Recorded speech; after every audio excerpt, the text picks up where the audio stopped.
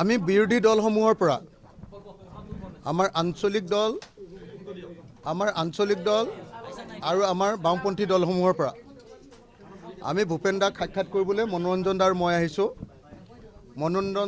মনোৰঞ্জন তালুকদাৰ CPIMৰ বিধায়ক, সন্মানীয় আমাৰ অসম বিধানসভাৰ জ্যেষ্ঠ বিধায়ক মনোৰঞ্জন তালুকদাৰ আৰু মই ৰাইজৰ দলৰ সভাপতি হিচাপে আজি বিৰোধী ঐক্যমঞ্চৰ তৰফৰ পৰা বিৰোধীসকলৰ তৰফৰ পৰা ভূপেন দাক সাক্ষাৎ কৰিবলৈ আহিছোঁ। ইতিমধ্যে অলপ সময় কথা পাতিছোঁ।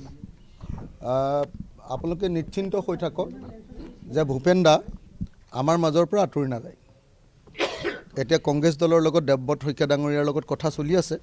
তেখেতক আমি একেলগতে দলৰ কথাবিলাক পাতিবৰ কাৰণে এৰি থৈ আহিছোঁ। তেওঁলোকে অলপ কথা পাতি লওক।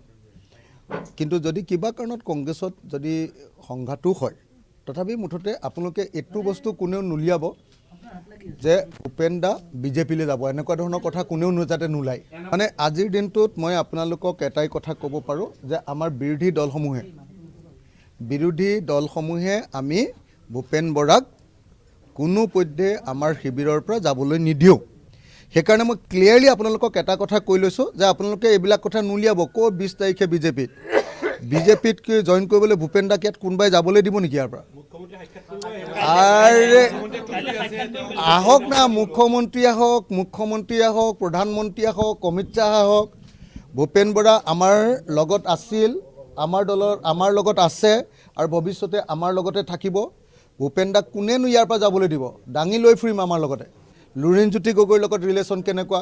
তেওঁ অলপ আঘাতপ্ৰাপ্ত হৈছে দলৰ ভিতৰৰ কিবা এটা কথাক লৈ, গতিকে সেই কথাটোক লৈ তেওঁ অলপ আঘাতপ্ৰাপ্ত হৈছে। আৰু যদি আপোনালোকক এইটো কনফাৰ্ম কৰি দিছোঁ যে যদি তেখেত কংগ্ৰেছ দলত নাথাকে, কিবা কাৰণত যদি নাথাকে, তেতিয়াহ'লেও তেখেত বিজেপিলৈ নাযায়। বিজেপিলৈ যাবলৈ নিদিওঁৱে নহয়। মই লাগিলে কান্ধত লৈ ঘূৰি ফুৰিম,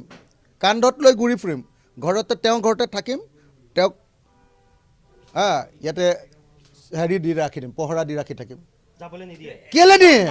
আমাৰ বিৰোধী পক্ষৰ এটা ডাঙৰ খুঁটা হয়, খুঁটা।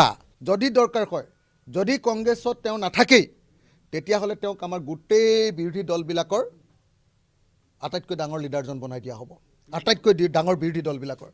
আৰু যদি তাৰ পাছতো তেওঁ যদি অসন্তুষ্ট হয়, তেতিয়াহ'লে আমাৰ ৰাইজৰ দলৰ সভাপতি পদটো মই তেওঁক এৰি দিম, কিন্তু ভূপেন বৰাৰ নিচিনা এজন মানুহক, ইমান অভিজ্ঞ মানুহক, ইমান দিন ধৰি যুঁজ বাগৰ কৰি থকা মানুহক, সন্মানীয় মানুহক আমি কেতিয়াও এনেকৈ আঁতৰি যাবলৈ দিব নোৱাৰোঁ।